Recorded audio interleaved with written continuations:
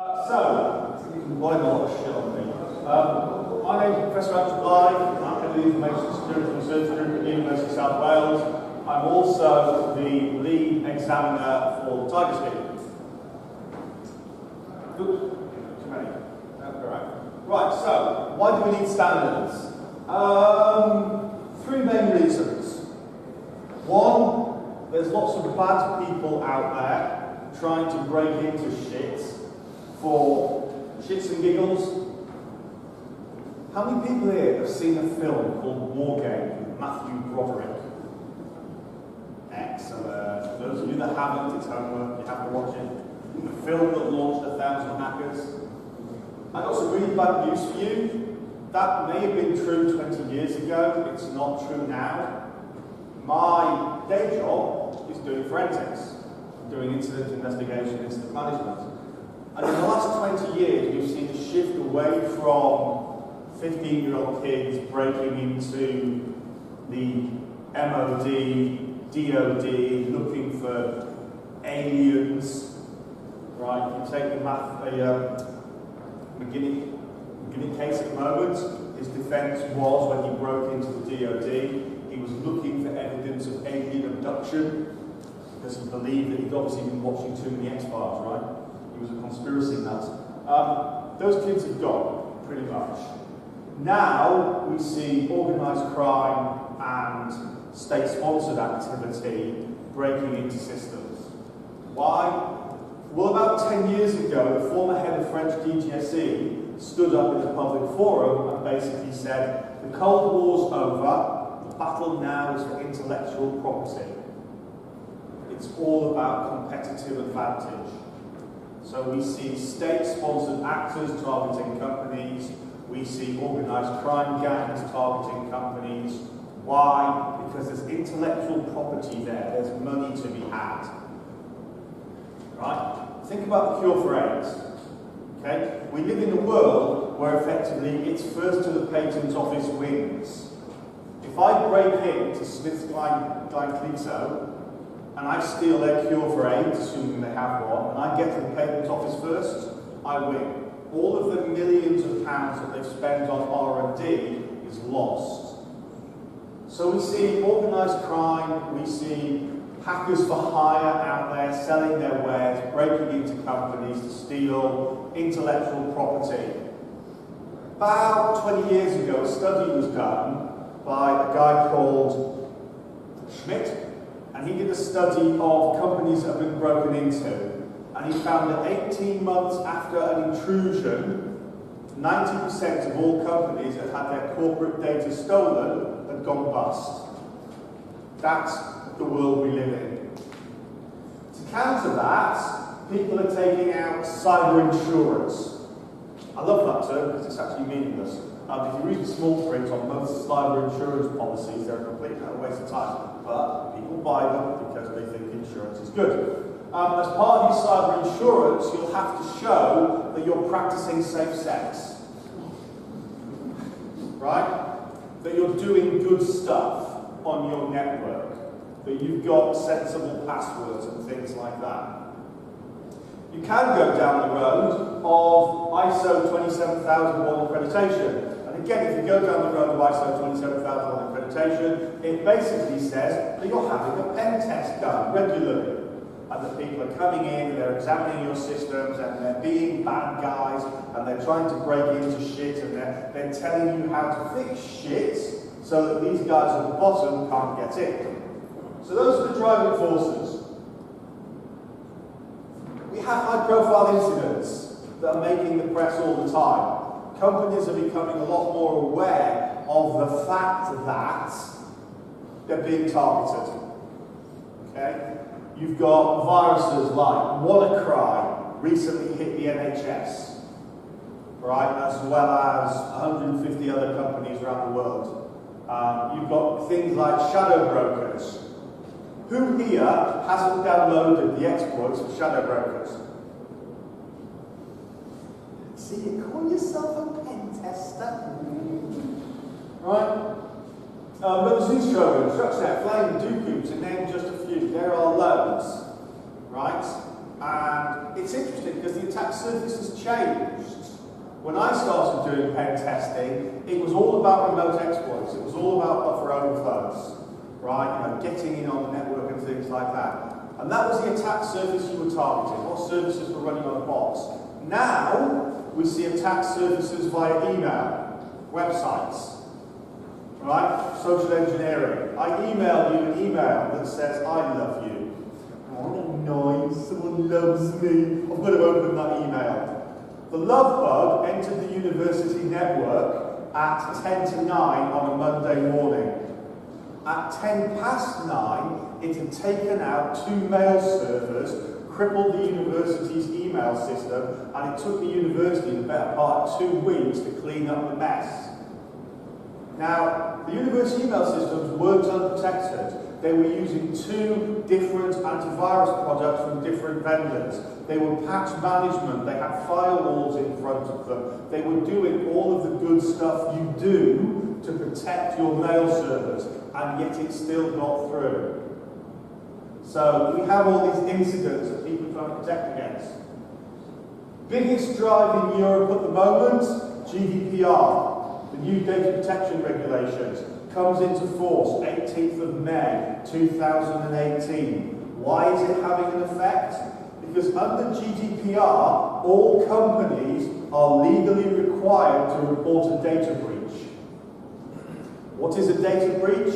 Any loss of personal data. What is personal data? Anything that can identify an individual. An email address is personal data.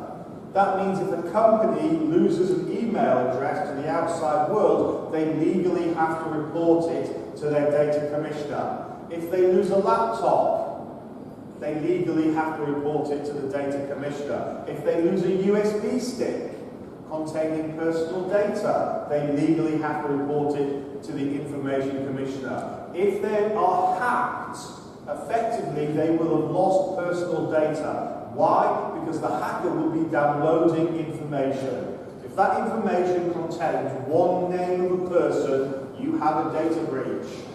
You legally have to report it. There is no get out of jail clause. There is no, oh, I'll think about it, it's only like this. You legally are required to report it. And the maximum fine is 5% of the company's global turnover. Not your local turnover, your global turnover. If you're Google, you're talking about a fine running into hundreds of millions of pounds. If you're a bank, it's the same. So certainly in the UK, this is a massive driving force at the moment towards the delivery of pen testing services. In fact, all the companies, pen testing companies that I know at the moment working in the UK are effectively telling me they are all maxed out. Right? They're all, when people are coming to them and saying, I need a pen test, they're basically saying, yeah, that'll be about 9 months from now. No, I need a pen test next month. Not a chance, sunshine. All our guys are fully booked. What pen testing is not, it is not running Nessus and giving your client a Nessus report. I'm always amazed the number of, quote, pen testers out there, right, when my companies come to me and they start, can you interpret this report for me, have gone in, charged them a fortune for running Nessus, put their company logo on the front of a Nessus report, given the Nessus report to the company, and said, thank you very much. That's not a pen test. It's running a Nessus scan. Most companies should be running their own Nessus scans. If you take the university, we run a Nessus scan over our entire infrastructure every single 3 months. And that's just for us considered good practice, and it's true for most organisations in the UK now. So what is professionalism? Right? Why is professionalism important? Well, it's about responsibility and accountability. When you're doing a pen test and you break into the company's networks, you're going to have access to everything. You're going to have access to their corporate data. Right? They're trusting you that you're not going to copy that corporate data and sell it on the internet. So it's about responsibility, it's about accountability, it's about integrity. Right? They're trusting you. How do they know that? How do they know you're competent to do it? Right? Normally, you say, well, of course I'm competent. I'm a pen tester. Look at me, I'm really busy. One of the guys that I know, Chris McNabb, who wrote the network assessment book, currently works in Las Vegas. And he moved from the UK to Las Vegas to set up a pen test company. He now drives a gold-plated Porsche. Okay, he's a bit of a show-off and he can be an arrogant prick at times, right? But driving around in a gold-plated Porsche says something about how much money he's making. Why? Because he's good, because he's competent, because people trust him, because he acts in a professional way. So standards are important, right? They help us. They help us in terms of showing that we can comply with regulations, because increasingly regulations are taking more of a part in the pen testing, and that you can demonstrate compliance, right? When companies have a data breach, and they will, you want to be able to go to your information commissioner and say, we practice safe sex, right? We are ISO 27001 certified. We have pen tests. We have an incident management team. The fact that we got hit by a 0 day is not our problem. Why did WannaCry achieve the success it did in breaking into the companies that it did? Well, because effectively it was a 0 day, right? Yes, Microsoft had published a patch for it, but most companies hadn't applied it. There are general standards we should all be familiar with. So things like IEEE and ACM all produce codes of conduct governing how the IT professional should behave. You also, in the UK, have the BCS, the British Computer Society, and ISP, the Institute for Information Security Professionals, that cover code of conducts. If you come to pen testing, effectively, the first standard that there was the GCHQ check scheme. And we can trace a lot of this professionalism back to the check scheme. So if you go back about 30 years, if you were a pen tester operating in the UK and you wanted to do government work, you had to be check certified. That is to say, you had to have sat the GCHQ assessment and passed it. And that was the only badge in town. The problem that GCHQ had was they got taken to court. And they got taken to court for something that wasn't their fault. They got taken to court because banks in the UK started saying, we want check certified staff to work on our system. Because that was the only badge there was, and they wanted people that were competent and trustworthy and things like that. The problem was, to be a check supplier, you had to be a UK national. You had to be able to hold SC security clearance. And that prohibited a lot of foreign companies, French, German, things like that, for operating in London. So they took GCHQ to court, GCHQ turned around and said, not a problem, sunshine. Right, it's a banking sector problem, we run the scheme, they're mandating it, off you go. To help address that, they started to drive professionalism and the creation of professional bodies. Thus, the Tiger scheme was born. There are effectively two standards in the banking sector.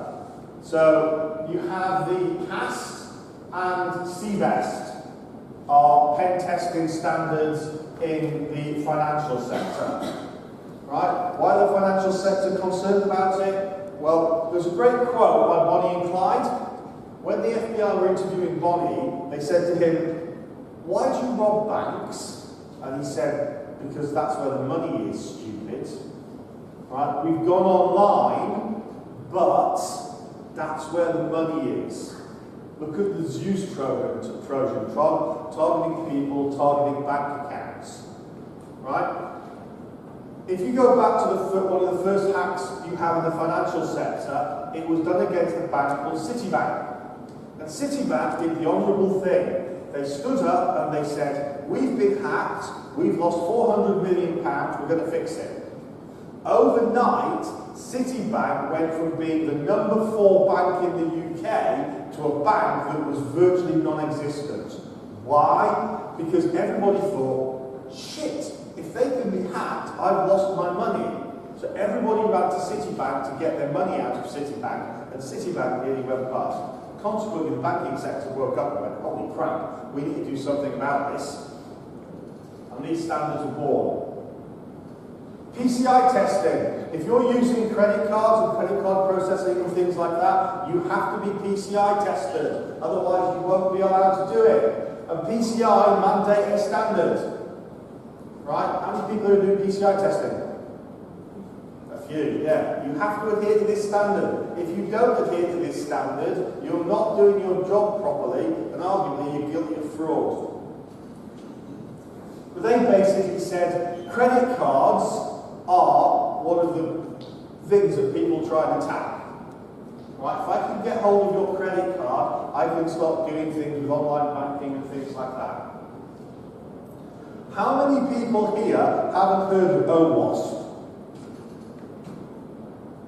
You see, don't worry guys, right?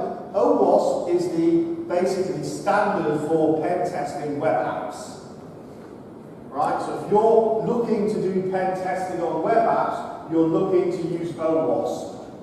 And effectively, most professional bodies now, and Tiger's the same, have adopted OWASP as our standard for web app testing. Right, it defines all of the major vulnerabilities and classifications of vulnerabilities that you're going to find in a web app. So things like cookie fixation, cross-site scripting, etc., are all there under the OWASP app. If you're doing pen testing on web apps and you're not using the OWASP standard, I would argue you're not doing your job properly. You're not being a professional.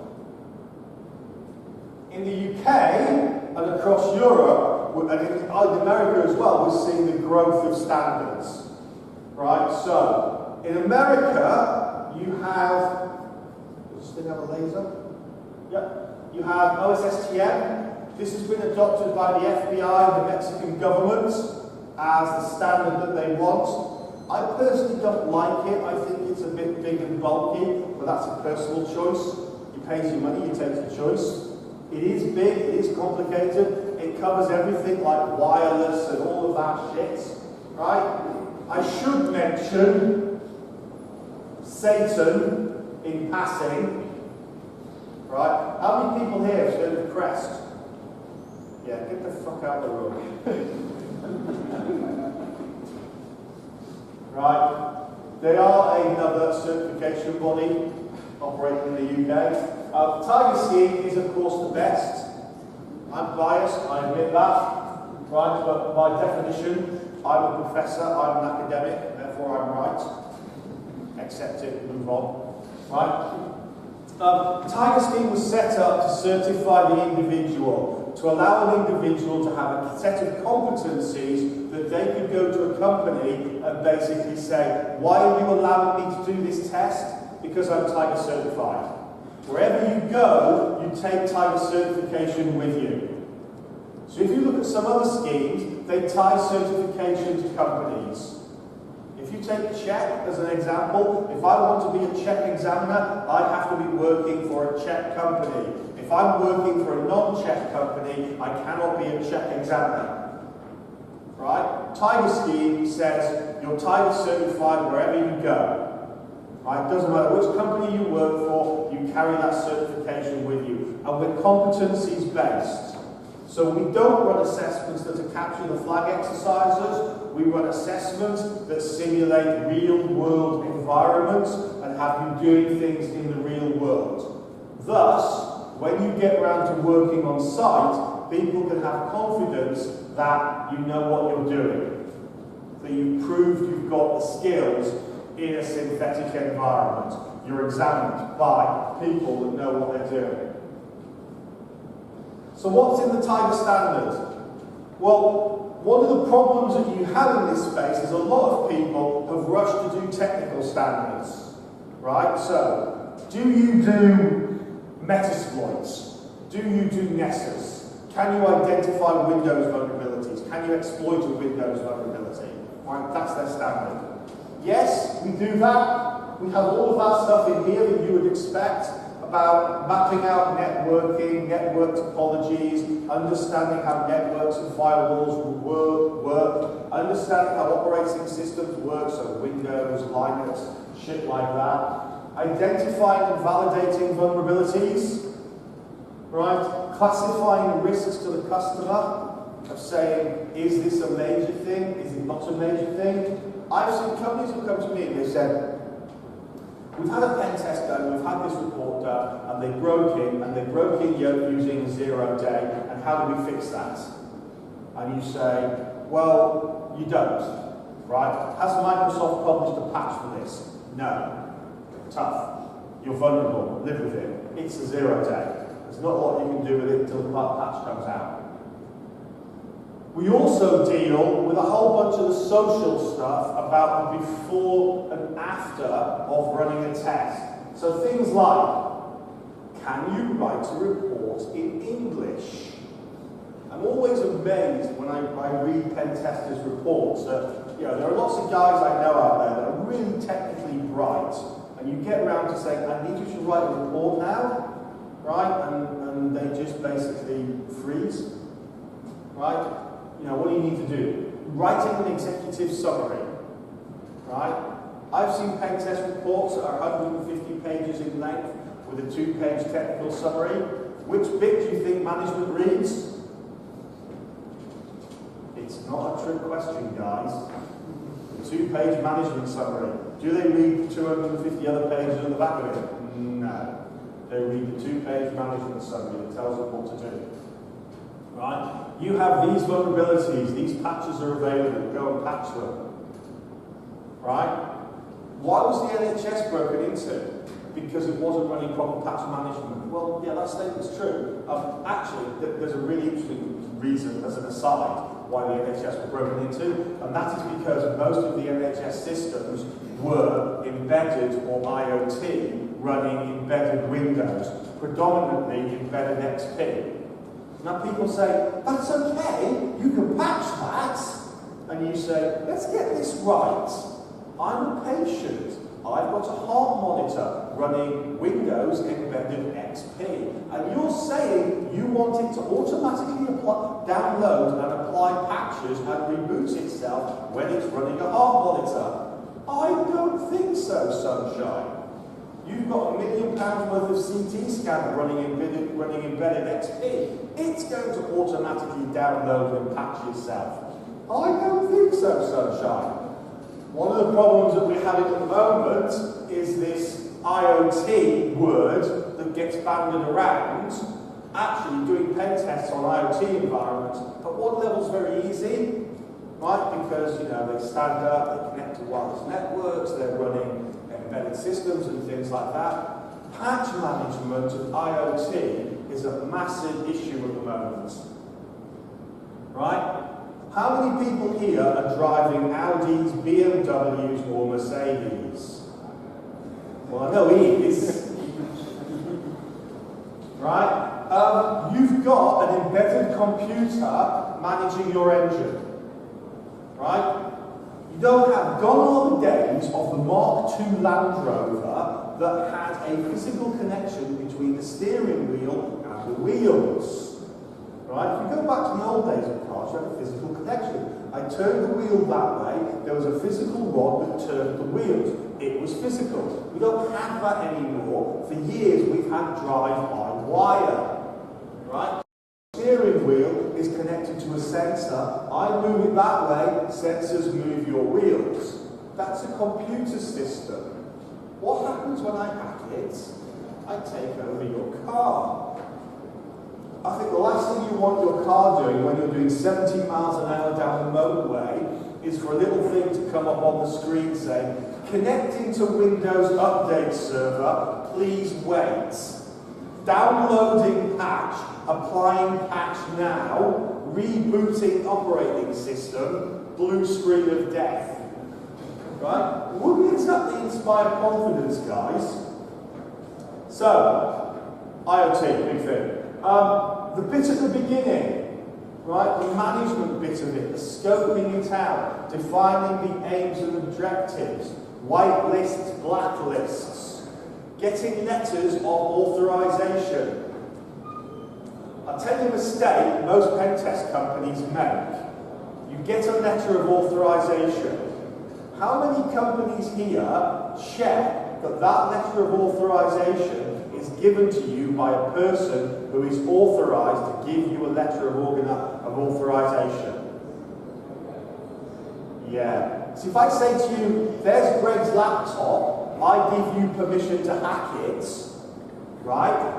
And you guys go, great, I've got authorization to do it. No, you haven't, because I'm not authorized to give you that permission.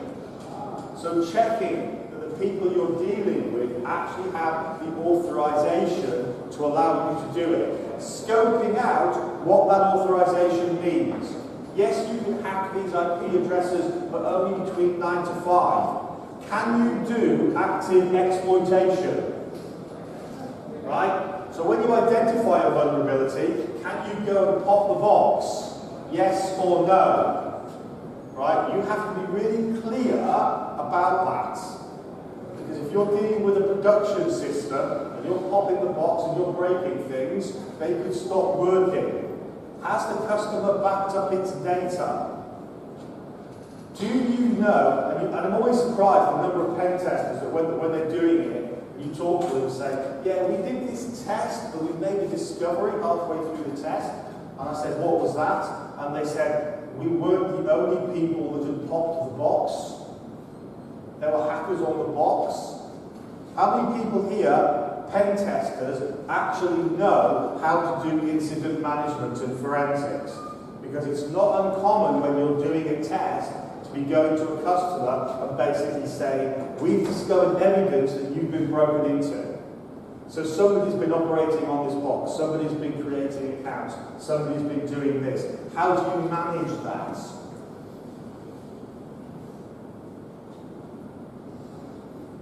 Pen testing, if you look at the check scheme, started off basically saying pen testing is pen testing, right? It started to diversify. So we've started to see, as the networks have grown, companies offering particular brands of pen testing. So there are some companies I know that basically say, we do pen testing on Cisco. We only pen test your Cisco kit. We'll pen test your routers, your switches, your firewalls, etc., etc. Why? Because there are rootkits out there for Cisco kit. Right? There's rootkits out there for a Cisco switch, a Cisco router that they can break into. There are some companies I know that say, we'll do pen tests on Windows. Right, we'll pen test your Active Directory, your Windows infrastructure. We don't worry about the networking infrastructure. There are companies out there I know doing Linux and Unix and embedded systems and things like that. You've got web apps, right? Lots of pen testers that I know these days spend their days doing nothing but testing web apps. So, PHP, JSON, JavaScript, back-end databases and things like that. They don't care about the Active Directories and things like that, so these standards have emerged. Also, you're looking at things like certification of forensic investigators. So, branching out a bit here, when we talk about professionalism and things like that. Scene of crime management. What do you do when the system's been broken into?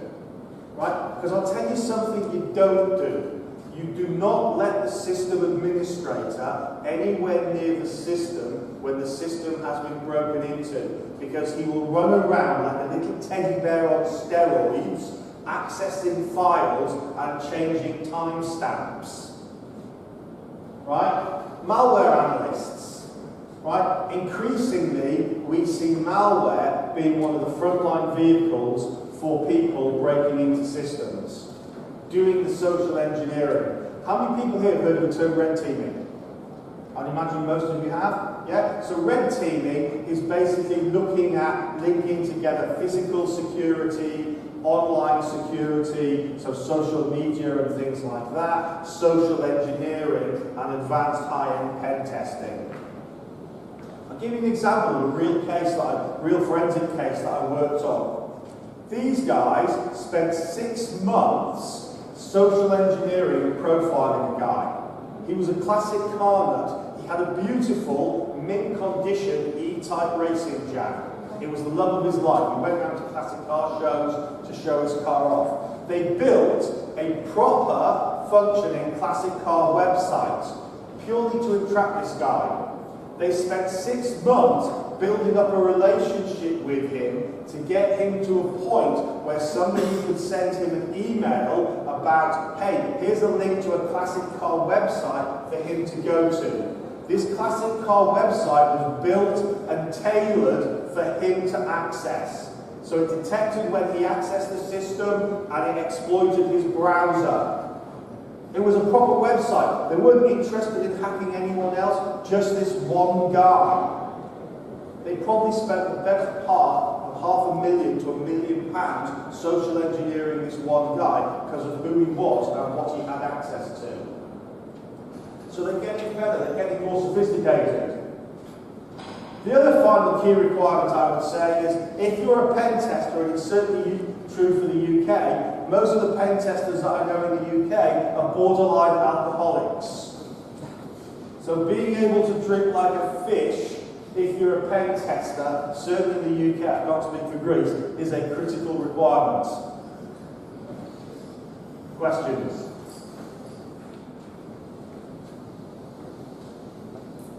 Nobody? Last chance? Yes, sir. I'd like to have your comment the following. Attackers are not, they are not follow standards, and they are not certified.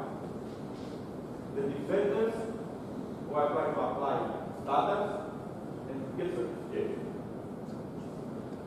How do you see this gap in this fight?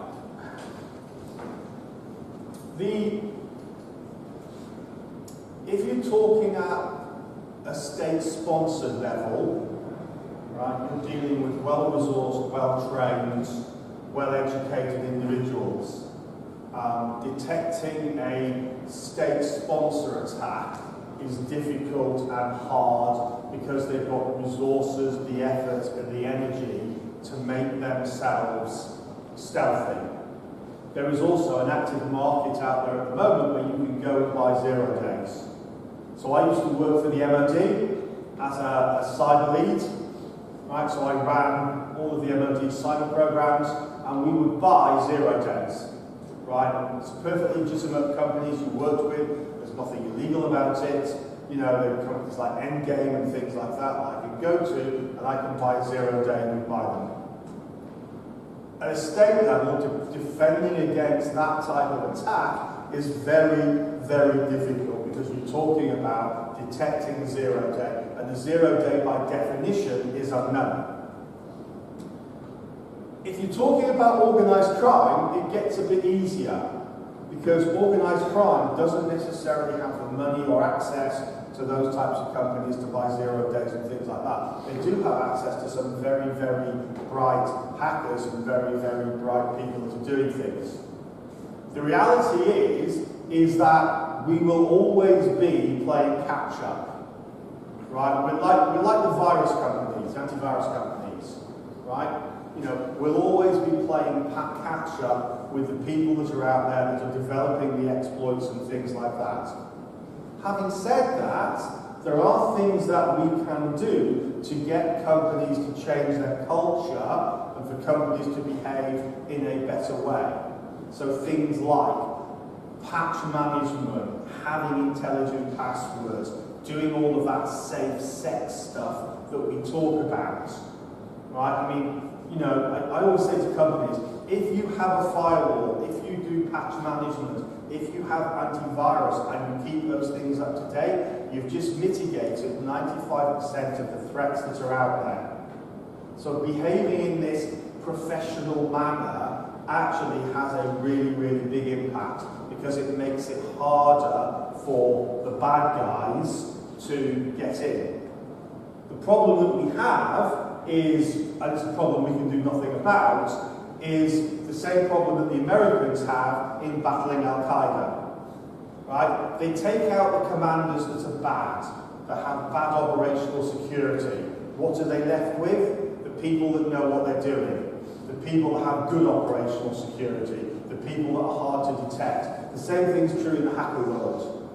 Right? You know, every now and again we'll stand up and we'll say, you know, we arrested little Johnny.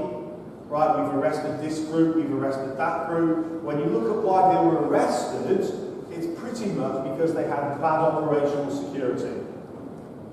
Right? They didn't know what they were doing.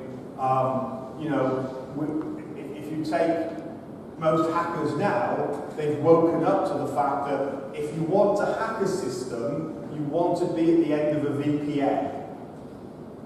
Preferably, you want to be at the end of 2 or 3 VPNs, probably tunneling it through a Tor network somewhere in the middle. Right?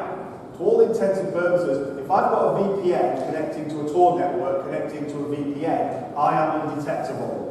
Okay, I'm going to have shit network bandwidth, but let me put a proposition to you. If you're a hacker and you're doing bad shit, which would you rather do? Have really bad bandwidth and not be arrested, or have really good bandwidth, be arrested, go be extradited to the US, to share a cell with a big guy that when you walk into the cell says, "You're my puppy now, boy."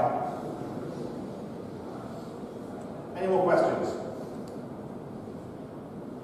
No? Not okay? Yes, sir. You mentioned about passing and all this stuff. This is all the stuff that we are discussing 11 years ago that we see you. But now the what's not complicated. Now the cell phone is fully scanned and every day. But they have only Sony Ericsson and Nokia. Nothing. So I believe that day maybe it's supposed to be, but now it's not.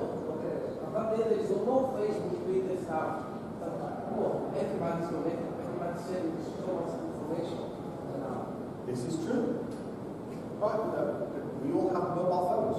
Okay, I don't, because mine's currently not charged, because I have my charger in the UK. But, and this is continuous risk, even in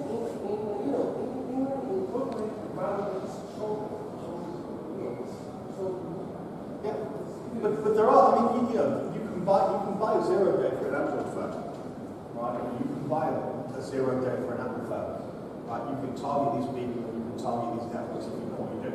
Again, it's a different style of pen testing and things like that. You know, so if you're targeting somebody's phone, what you're effectively doing is the way you're going to affect that phone is you're going to trick them into going to a website of some description that allows you to exploit the phone and things like that. Again, one of the things that we've seen with organised crime is, and other high-end hacking groups, is that they will put the time, the money, the effort and the energy into building the test rigs. Right?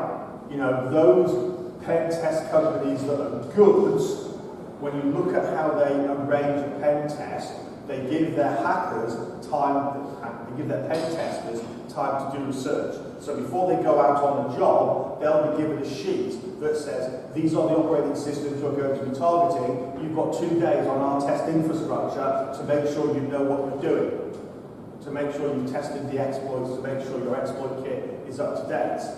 Most pen testing, you know, if you go back to the early days of pen testing, right, it was all about your laptop and the kit that you had on your laptop and everything like that. Now, we don't talk about that.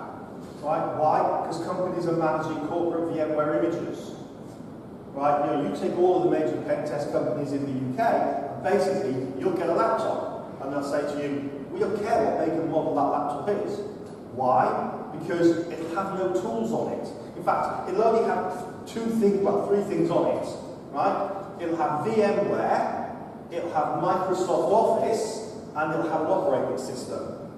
And those are the only 3 things that they are effectively running on those laptops. And everything else is running in a VMware environment. So we talk about Kali for Unix and things like that. You'll be running corporate VMware images and stuff like that. So they put the time, the effort, and energy to test things. But yeah, you're right. The attack surfaces are getting bigger all the time. Look at the car of the future. They're talking about your car being the internet hotspots that wherever you go, your phone's linked into your car, and that's linking in. And that's going to generate a massive attack surface. What does that mean? More work for us. Right? Do I see us being out of business anytime soon? No. What I do see, certainly in the UK, and I would argue it's going to happen across certainly in Europe, is things like GDPR, driving the need for pen testing and therefore driving the need for professionalism and things like that, and people that go in and know what they're doing and aren't going in and just running stuff like necessary. And I think Greg's about to kick us out. Lunchtime. Lunchtime. I'm here all day.